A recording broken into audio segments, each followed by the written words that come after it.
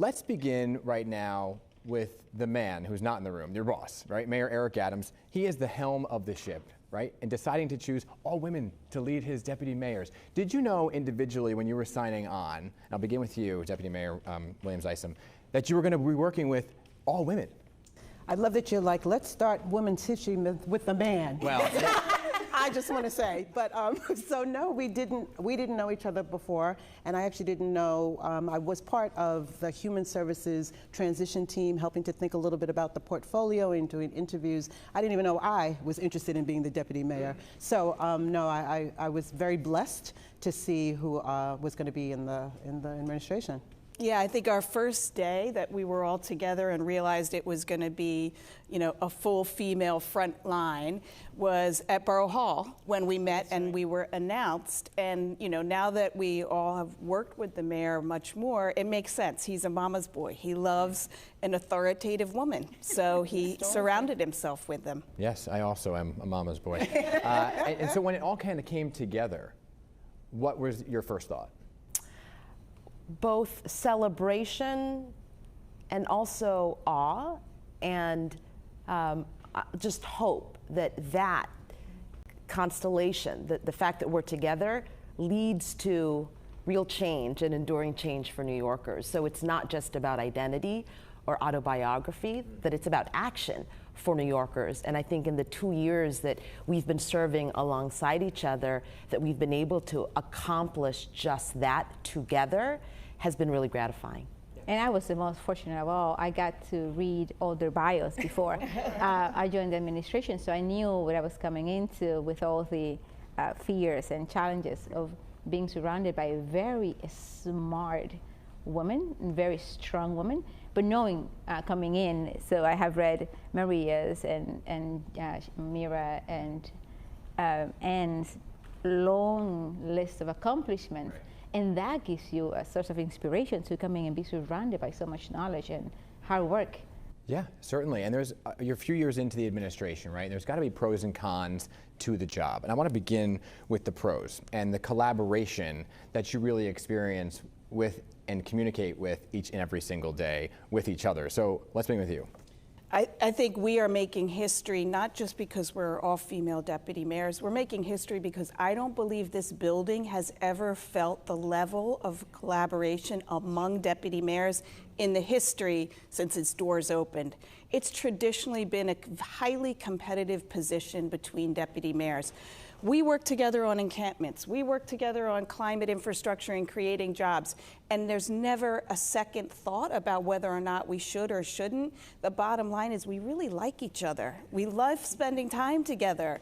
And so it's a natural outgrowth that we work together. So it's not a silo. Not at all. And I'd say it's not even that we like each other. I would lay my body down on the tracks for each of these women. And I think what it has meant is that I think we keep each other tethered. Yes. Tethered to the ground, tethered to the work, tethered to what we know means the most to us outside of work. And so it's a real gift. But it doesn't, I think people can relate to the fact that if you're doing hard things or if you're working, if you have coworkers that you enjoy and respect, it's going to make the work better, right? 100%. It'll make doing the work better, and it will actually make the product better. Yeah. And the constant reminder of why we're doing it, right? And also something that Anne always says, Williams-Isom, about keeping you whole, keeping you center.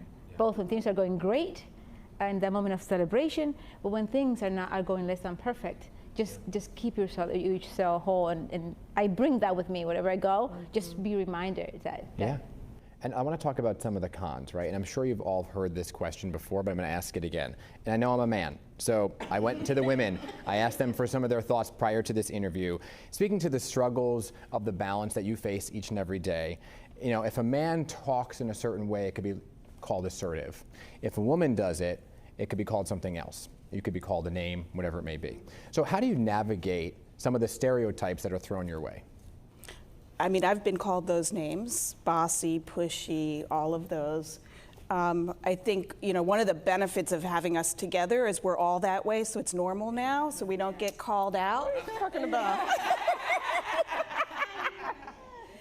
But I'd say one of the negatives is you still find yourself having to repeat things multiple times where a man says it once and it's the law of the land, and we say it several times before it's finally heard. And on the other side, on the other end of that is having some of us who are soft-spoken, and the idea that just because you're soft-spoken, the urgency, the need, the hard work, our intention about everything we do is not there. So sometimes you have to borrow from that sort of bossy lady to change the dynamic and the understanding of how the outside might perceive you. And I think it'd be one thing if it was just the four of us making decisions in a vacuum.